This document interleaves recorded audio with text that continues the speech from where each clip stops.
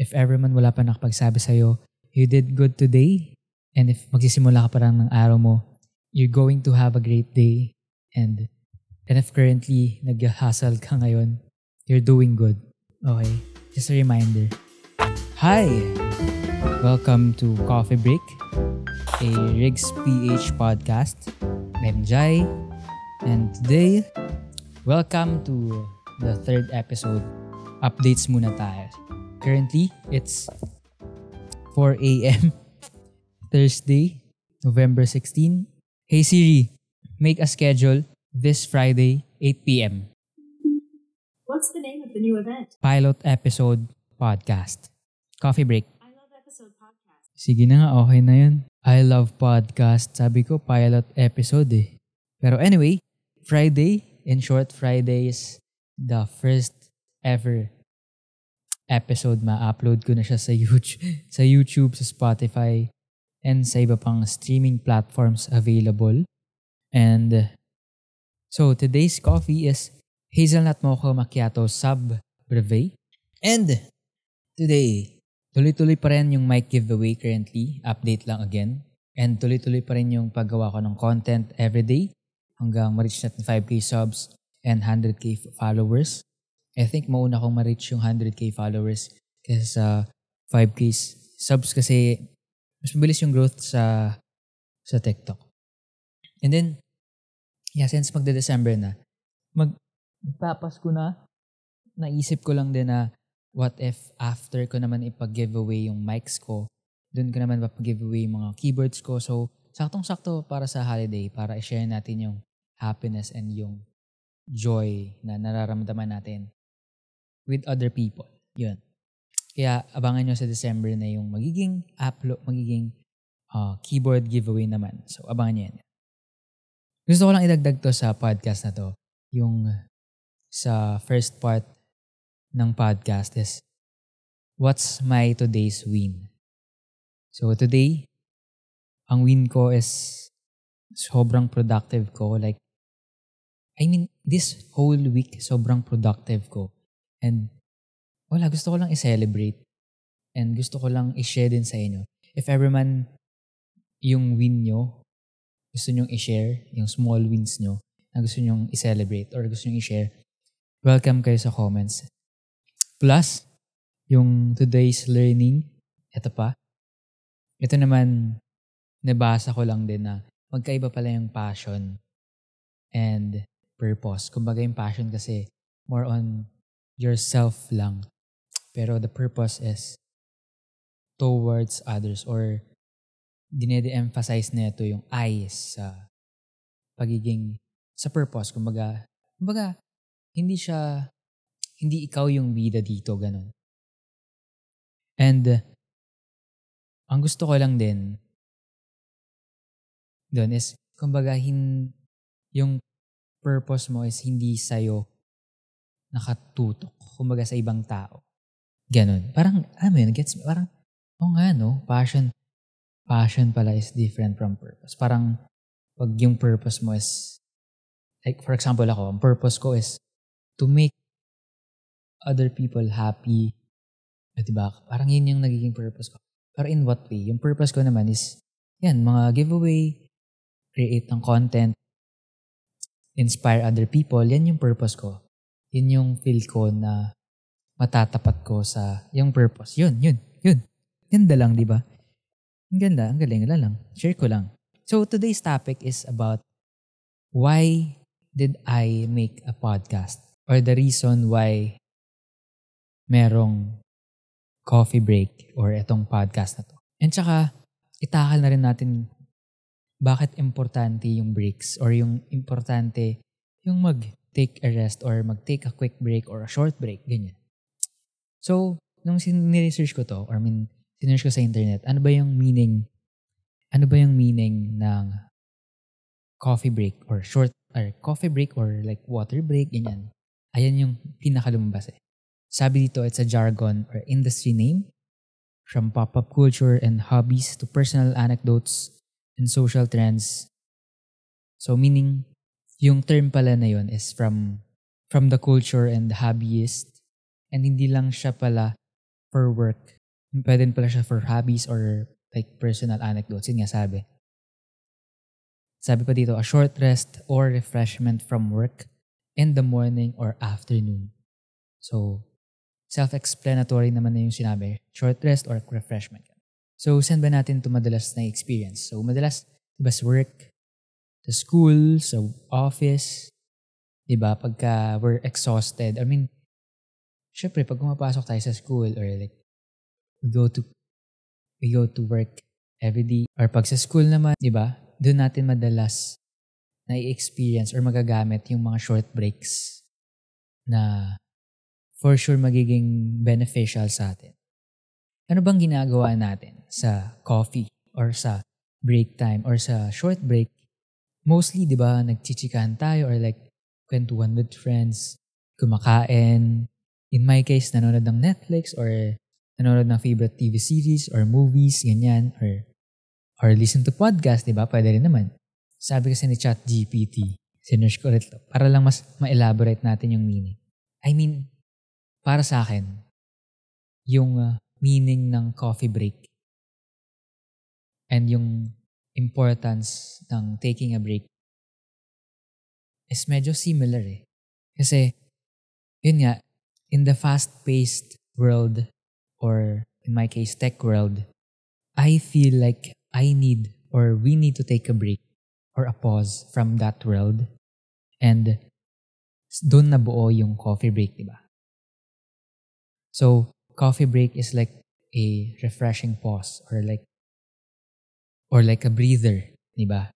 Ganun. So this podcast gets its name from the idea that it serves as a breather and a momentary escape from the constant buzz of tech realm. Para sa akin, ito yung naging pinaka-reason and yung pinaka-naging foundation. And tsaka, actually, nung binubuo ko yung name na to, ang nasa isip ko lang is parang malayo man tayo sa tech. And tsaka, since I love coffee, speaking of coffee, and then nung tinanong ko to sa live ko,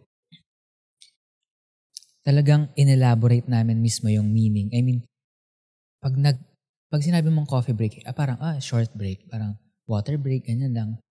Quick chat, ganyan, with friends or with workmates. Pero pagka inelaborate mo or pagka nag-deep dive ka sa pinaka-meaning or sa pinaka-roots, I mean, andun yung parang ang ganda, no? Kasi from a tech realm, sa mundo ng tech, para sa akin, ito yung mga bagay na gusto kong pag-usapan na hindi ko naman syempre pwedeng pag-usapan sa Riggs PH, sa YouTube or sa TikTok kasi grabe, ang layo ng niche ng like growth or like ng books or yung mga ganito, di ba? Imposibleng matakel ko to sa video sa main channel namin kasi nga tech yun eh. Ito ito yung behind the tech or behind the lens or behind the camera. Hindi ito masyadong nakikita ng tao. Pero at the same time, I still want to talk about it. I mean, gustong-gusto kong pag-usapan and gustong-gusto kong himayin yung mga gantong bagay kasi it makes me full. Nai-enjoy ko yung mga ganitong bagay, in short.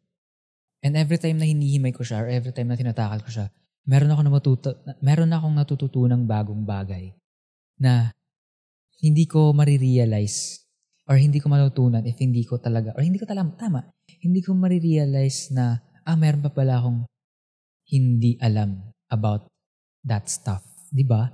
Yun lang naman. Kaya ko lang talaga siya binuild kasi ganito nga, may gusto pa akong lalim na gustong pag-usapan na I really can't talk about sa mga main channels natin. Yan.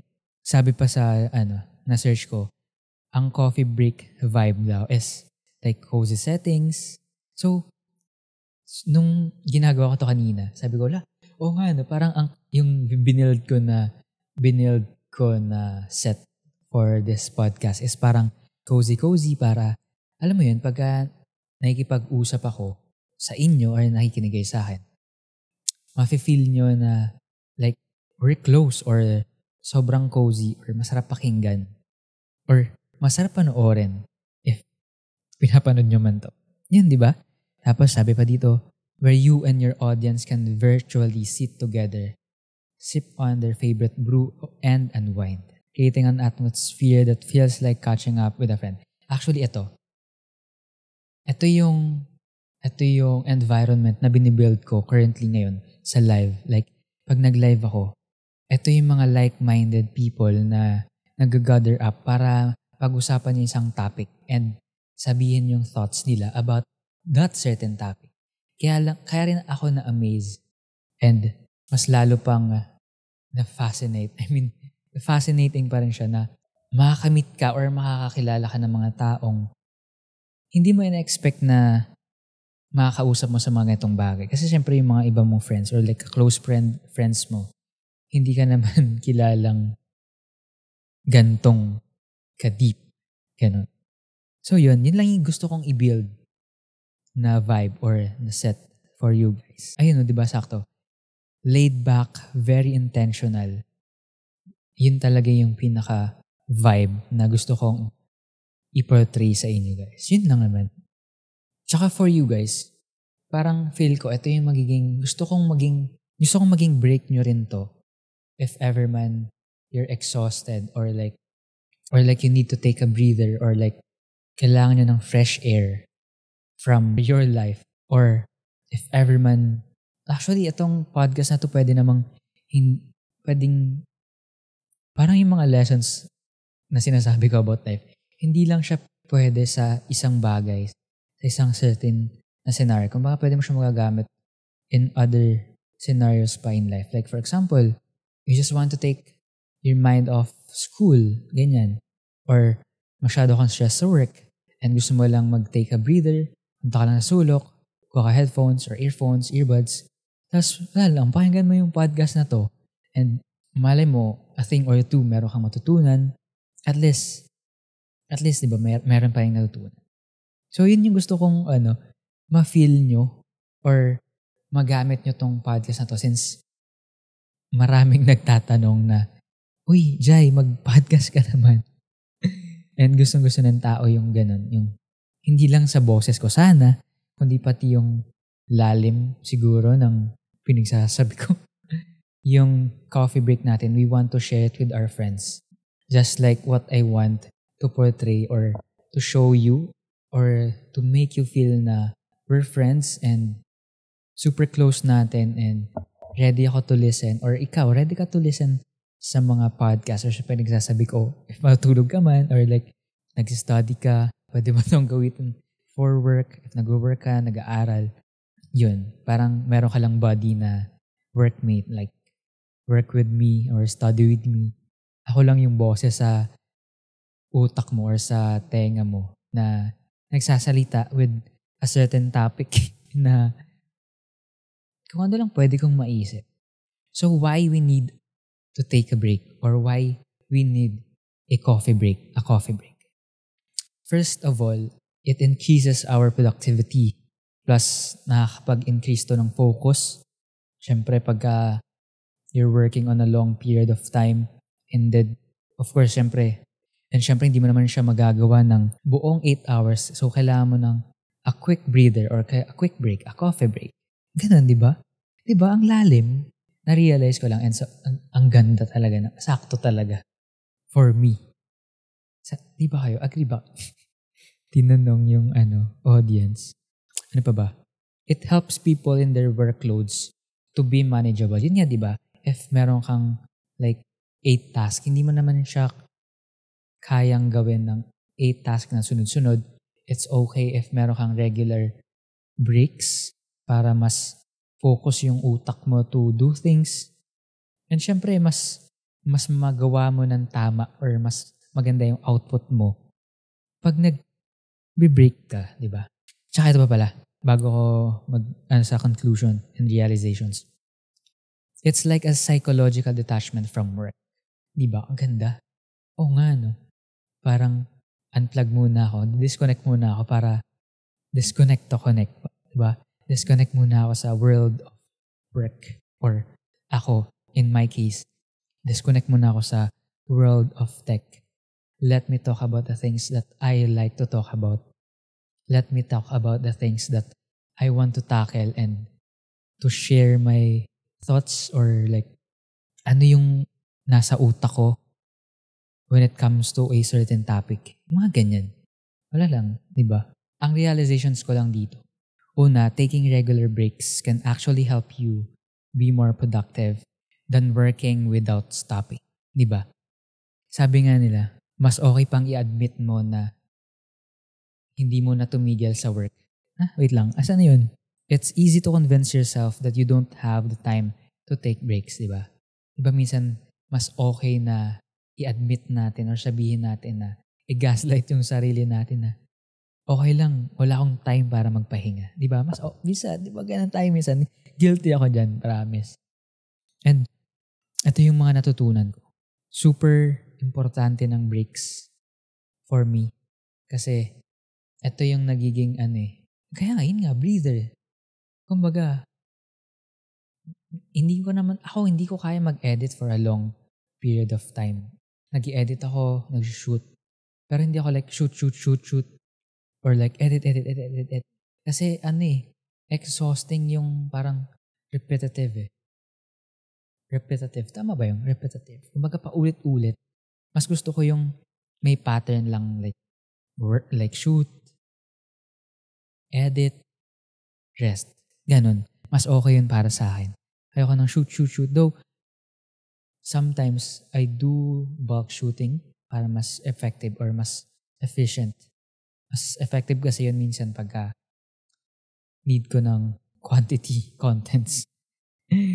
It helps us to be more productive, to have high energy levels, mas focus tayo to do things better. Ako, mas nagiging creative ako pag nag-take ako ng break. Kahit pa weeks yan or months, talagang iti-take ko yan kasi priority ko yan . Kumbaga, pag hindi ako nag-rest, ramdam mo na pilit . Yun yung feel ko yung impact sa akin ng breaks or ng mga coffee break or ng short breaks. Ganyan. It's beneficial and we don't know it. Isa pa to sa mga reason why we have a positive relationship with well-being and productivity. Plus, it enhances my mood pagka nag-take ako ng break or nagko-coffee ako. Yung motivation ko nare-restore, yung fuel ko for creativity, napupuno, nag-aalab, nagliliyab talaga. And it improves our learning skills if ever man we're studying or we want to learn more. Mas na enhance neto yung person or yung growth mindset or yung ability natin to learn things faster. Ganun. Yun yung malaking effect talaga. Kaya importante magpahinga, guys. Priority yan. Okay?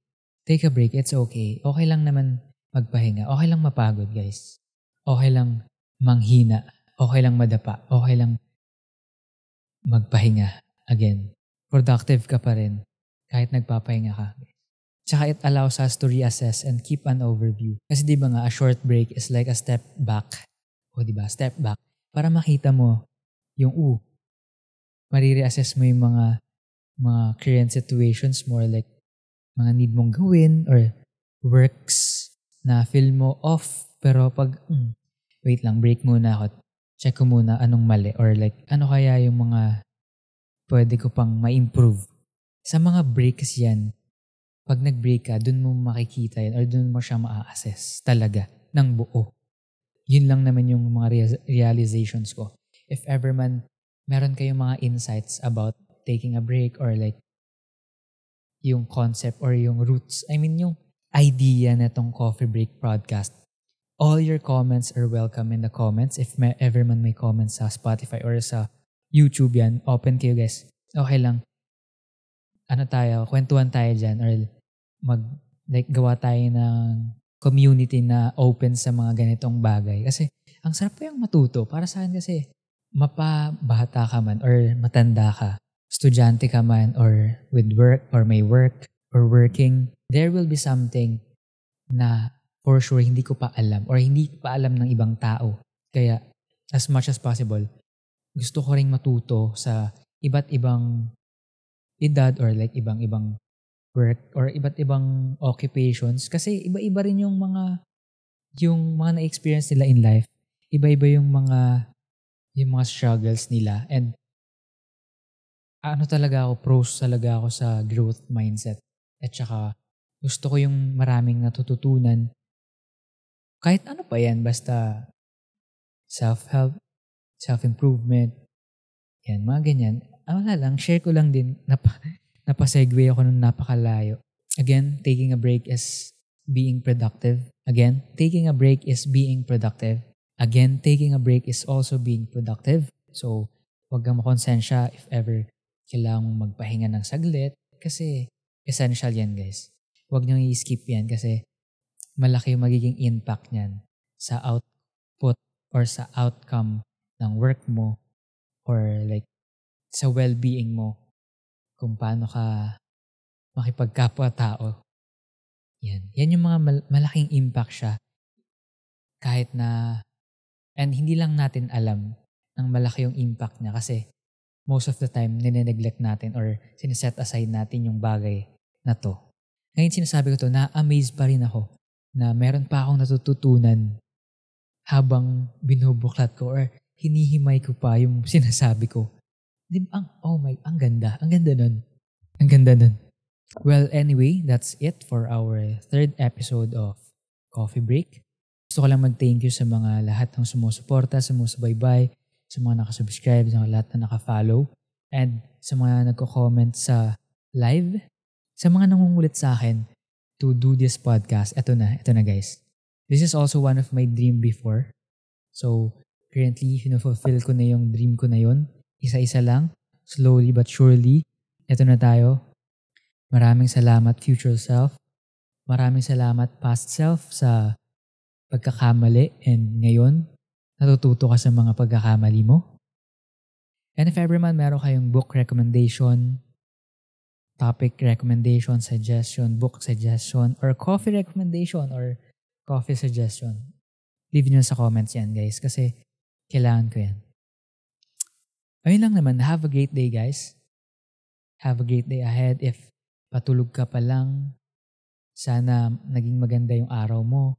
And if kagising mo pa lang and papunta ka sa work, sana maging maganda yung araw mo. And if patulog ka pa lang, sana naging maganda yung araw mo. Maging productive tayo everyday. If ever man wala pa nakapagsabi sa'yo, you did good today. And if magsisimula ka pa lang ng araw mo, you're going to have a great day. And if currently nag-hustle ka ngayon, you're doing good. Okay? Just a reminder. Good night guys. Para sa mga tutulog na. Good morning sa mga kagising pa lang. Good afternoon and good evening. Or kung anong oras man ito pinapakinggan. Again, okay lang mapagod. Kasi all you need is a coffee break.